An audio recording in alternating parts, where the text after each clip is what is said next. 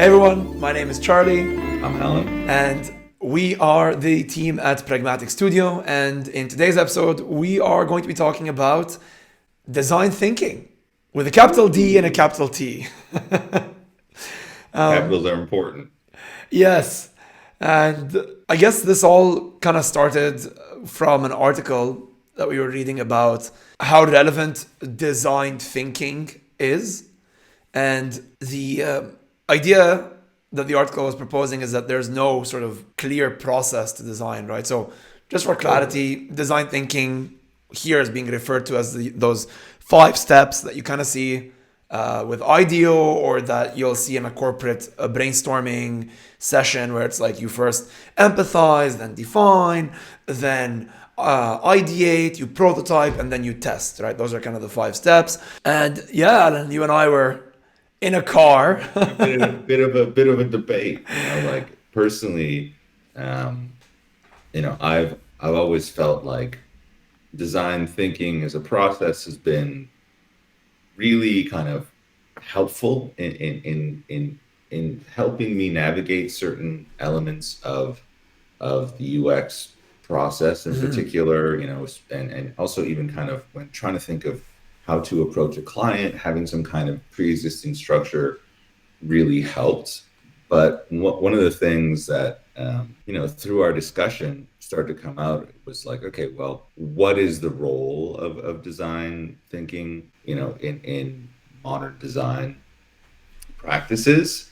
And when is it really a reproducible process that creates clear outcomes that, like, I think one of the interesting things is like, okay, so, with let's say you're a plumber, for example, right? Like, I'm sure you fixed a toilet at some point in your life, or maybe not, but whatever. Either way, you can go on YouTube, you can find a black hole of plumber influencers, which is They're a amazing. real By the thing. way, they make the best videos, I have to say.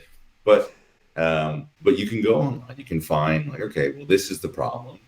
Here's how you kind of 3 different potential solutions for this problem that you're experiencing, and here are the 3 ways that you can address those solutions. And it's reproducible. You do it, it's done, and it's out there. But design is so nebulous that even if you give someone a very clear process, the outcomes will likely be very different. Right. And the kind of part of the conversation is like, okay, well, the outcomes can be different, but it doesn't mean that they're necessarily like, there's still attempts at solving the problem, and it's still a way for people to be guided down a particular path. I think the question is like, do you think that going through that process might take them down the wrong path, or might take them down a path that isn't required, or might kind of bog down the process? How do you feel about going from A to Z with this process and trying to use it all the time? Yeah, I mean, I think for me, it's there's like 2 angles, right? Because on the one hand, I have to teach this in a way. Well, I Yeah. have to. It's become the standard curriculum, to sort of teach people design or UX or whatever. You walk them through. Well, first you have to interview people, then you have to take what you learned and organize it, and usually with post-its, and then you build a test, or you come up with ideas, and we have brainstorming activities, and then you prototype something, you build a potential solution, and then you go out and you test it. And I think when we're selling the process, even in our business, right, when you sell it to a client, you sort of have to give some sort of ambiguation of like what's about to unfold. Although I think figuring out how to communicate that is essential. But it's always been tricky because, as you said, it's a nebulous process, and I'm sitting there in front of people who are looking at me eager-eyed, and I'm just like, that's kind of what it looks like, but it ends up never being this way. Yeah. And then you end up having to deal with questions like, well, I'm done with empathize. Can I move into ideate now? And I'm just like, what? and I think, what's interesting is you and I are experiencing something like this right now, right? We are currently working on a project where there's a set deadline, and we'd love to get the research done, but people being people, they're busy, and so we're getting the scheduled interviews much slower than we would have liked. Hmm. And so we're going to have to be interviewing as we build, Yeah. right? uh, and that's fine. There's literally nothing wrong with that, Yeah. because lots of the bits of the software that we have to make are not necessarily standard, but we know the patterns for them, right? We've either built things like them. Like, Yeah. you don't need to test every single thing, and the parts that you do test are the ones that you sort of work on the least as you build out. I think that's Yeah, really where the distinction kind of happens, right? Like where the whole capital D, capital T design thinking versus just like using bits and pieces of this framework to help guide you along. right. And one of the things I always wonder is like, do you need a framework? Like, do you need the rules to know how to break the rules? You know, I sketch and paint and all this kind of stuff. And when I went to school for art school, and I studied in university a little bit as well, like you learn sort of classical rules of like anatomy or movement or how to kind of capture things in Yeah, this color way. theory. Color theory, composition, contrast, Right. yeah, all those like basics of composition. And there's no one right way to draw anything really, but having a framework to kind of break gives you this kind of sounding board that can allow you to explore a lot of really interesting ideas. I think, and for me, that's where like I really feel strongly about frameworks. Right. Right. Um, Well, but yeah. yeah, I guess like what's hard for me with that is those things have actual theories. Like, if you put like two colors that aren't contrasting enough next to each other, either it's hard to see, or it doesn't look right. If you choose like certain if you arrange things in a certain way in a square frame, there are like rules like symmetry and stuff that are actual rules, and you break them to yeah, make a point. Whereas with what we're talking about here, there's no rule, because if you follow it or you don't follow it, there are elements of chance where sometimes the person who's doing literally whatever might land yeah, on something totally amazing. yeah, Not common, but can happen. There are times where you can follow the process to the T, but politics in the company gets in the way. And so, despite what users have said, despite what makes sense from every other angle, dev or someone else in the company, management will come in and be like, no. And so then you have to figure out what's the best in that context. So totally. and actually even interviewing users itself is tricky, because in some cases it takes someone with a lot of experience to know when you can ignore feedback, or when you interpret feedback in ways that aren't as literal. Yeah, You see? And so, yeah, as a result, I think the word framework gets closer than process. I think process is really the most problematic one, because process yeah, implies a first, second, third step. yeah, Framework, we start to get into looser territory. And I think the one I saw most recently was an article by Tessa Forshaw, called Design Your Educational Design Work number 5. It was a yeah, Medium post in 2019, and she was talking about how the Stanford D School is now giving the students the steps not as steps, but as tools. So it's like yeah, user interviewing is a tool, prototyping is a tool, and then they ask the students to actually organize them themselves in any order they want, and then analyze how that went. And the idea is that you want to train them to become designers of their process, and in a way that makes for a better designer, right? Like, if you think about what makes an expert versus a novice, is that the expert knows when to apply which mechanism to get to the best result. yeah. I think that's an interesting, for sure. Like, in my own work, that's always how it's worked. Basically, you have a toolbox, and in that toolbox, you have a variety of different types of testing and exploration. And it's a toolbox that you can use for anything, even outside of life, to kind of True. approach a problem. And I think that's the most important thing is like fill your toolbox with as many different tools as possible. So when you encounter different scenarios, you'll be able to use the right exercises to kind of maximize your learning. Right. And I think one of the things that's difficult is that's like basically saying the only way to learn is to one, do your own research and then also practice it, get out there and start doing it. And one of the reasons I think, I was thinking about like, okay, well, why does this process exist? And I think in part this process exists as a process, like from, the 5 steps to be legitimized. Like Yeah, I think that's that's part of it is, I think that design has historically had sort of a legitimacy problem. And as a strategy to legitimize design, I think that people have kind of tried to package and process these design methodologies right. and, sell them to companies or teach them to engineers to try and say like, hey, look, there's a process here. We know what we're doing. We have some kind of packageable, sellable product.